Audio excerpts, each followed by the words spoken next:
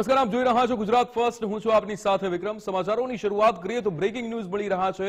ભારતમાં 24 કલાકમાં 153 તાલુકામાં વરસાદ. આણંદના બોરસદમાં 4 ઇંચ વરસાદ વરસ્યો છે. ગોધરામાં 4.25 ઇંચ વરસાદ ખાબક્યો છે. ત્યારે કચ્છના ગાંધીધામ માંડવીમાં 2 ઇંચથી વધુ વરસાદ થયો છે. ભચાઉ શિહોરમાં 2 ઇંચ વરસાદ વરસ્યો છે. 33 તાલુકામાં 1 ઇંચથી વધુ વરસાદ ખાબક્યો છે. અન્ય તાલુકામાં પણ અડધા ઇંચથી સામાન્ય વરસાદ ખાબક્યો છે.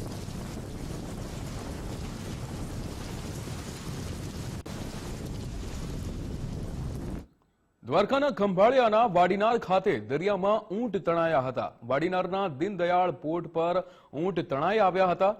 દરિયામાં ઊંટનું ટોળું આવ્યું હતું, જેના કારણે તંત્ર દ્વારા તેમનું રેસ્ક્યુ પણ કરવામાં આવ્યું હતું. તંત્રે માલધારી સાથે રાખીને ઊંટનું રેસ્ક્યુ કર્યું હતું. ઊંટ ક્યાંથી તણાઈ આવ્યા છે, તેના માલિક કોણ છે, તેને લઈને અહીંયા અનેક સવાલો ઉભા થઈ રહ્યા છે. પણ અહીંયા દ્વારકાના ખંભાળિયાના વાડીનાર ખાતે જે દરિયામાં ઊંટ તણાઈને આવ્યા છે, 10 જેટલા ઊંટ જે છે એ અહીંયા તણાઈને આવ્યા છે અને જેમનું અત્યારે રેસ્ક્યુ તો કરી લેવામાં આવ્યું છે. પણ સવાલ એ થાય કે આ ઊંટ કોના છે અને ક્યાંથી એ તણાઈને આવ્યા છે. અત્યારે માલધારીઓને સાથે રાખીને ઊંટનું રેસ્ક્યુ તંત્ર દ્વારા કરવામાં આવ્યું છે. તેમને પાણીમાંથી બહાર કાઢવામાં આવ્યા છે. દરિયામાં આ 10 થી વધારે ઊંટનું ટોળું કે જે તણાઈને આવ્યું હતું, દ્વારકા ખાતે તણાઈને આવ્યું હતું.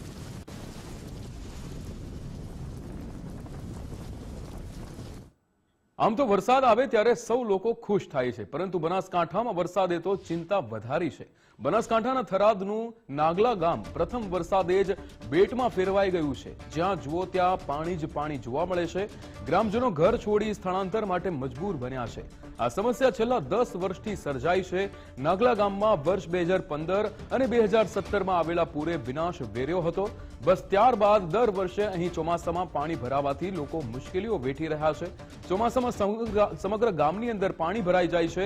આ કપરી પરિસ્થિતિ અંગે ગ્રામજનોએ ધારાસભ્યથી લઈને સાંસદ અને મુખ્યમંત્રી સુધી પણ રજૂઆત કરી છે, પરંતુ પાણીના કાયમી નિકાલ માટે કોઈ વ્યવસ્થા કરવામાં નથી આવી.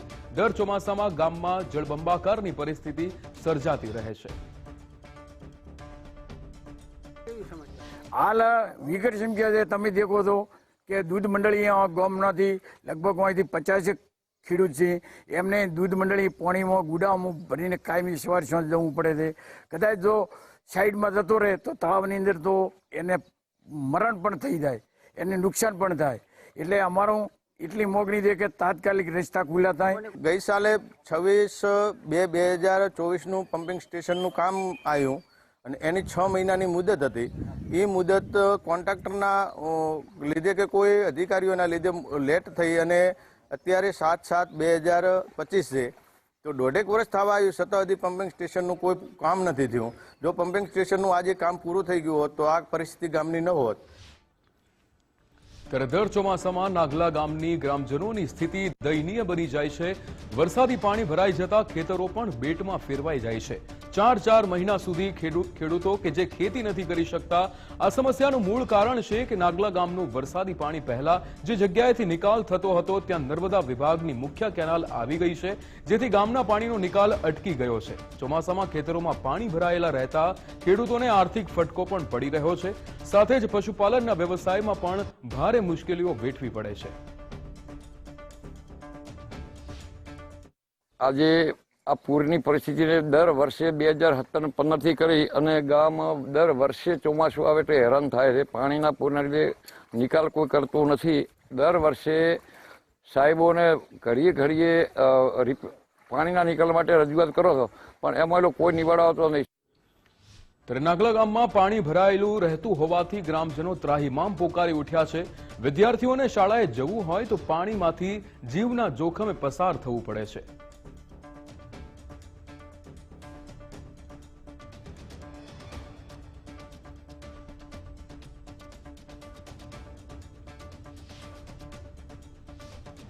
વરસાદ તો કોઈ એટલો થયો નથી, તેમ છતાં પાણી ભરાણું છે. પ્રોબ્લેમ છે, નીચાણવાળી જમીન છે, એરિયા નિકાલ આગળ નથી થતો, એટલે પાણીનો ભરાવો અહીંયા થાય છે. છેલ્લા આ ખેતમાં હું 20 થી 22 વર્ષથી આવ્યો છું સર રહેવા, બરોબર છે. તે વખતનો અમારે મેન પાણીનો પ્રશ્ન છે. શું કે એક તો અહીંથી અમારે પગનો ભાભર હાઈવે ઉપર જવું હોય તો 2 કિલોમીટર થાય છે. તો અમારે હેડવું કે કોઈ બી સાધન કે કોઈ બી ડિલિવરી હોય તો બરોબર ના અમે હેરાન થઈ શકો છો. પછી હોય શાળાએ જવું હોય અમારા બાળ બચ્ચોને તો એમને દફતર છે, બાળ બચ્ચા બિચારા હેડી કહેતો નથી. એટલે મેન સરકાર આગળ અમે એ પાણી અત્યારે ઘૂંટણ ફૂટવામાં આવતો પડ્યું, લગભગ મારા ખેતમાં 10 વીઘા પાણી ફૂટ પડ્યું છે અત્યારે. એટલે આ રીતે બધી પોઝિશન છે. ત્યારે ચોમેર પાણી જ પાણી ભરાયેલું રહેતા હોવાથી ગ્રામજનોને ભારે હાલાકીનો સામનો કરવો પડે છે. ક્યાંય પણ જવું હોય તો પહેલા પાણીમાંથી જ પસાર થવું પડે છે. ગ્રામજનોની એક જ માંગ છે કે વરસાદી પાણીનો જલ્દીથી જલ્દી નિકાલ કરવામાં આવે. પાણીની તકલીફ છે, અમને ભણવા જવામાં ખૂબ જ તકલીફ પડે છે. અમને પાણીના કારણે અમારા કપડાં પલળી જાય છે, અમારા પુસ્તકો પલળી જાય છે, એટલે અમને ખૂબ જ તકલીફ પડે છે. અમે સરકાર પાસે આ પાણીનો નિકાલ કરવાની માંગ કરીએ છીએ અને રોડ બનાવવાની માંગ કરીએ છીએ.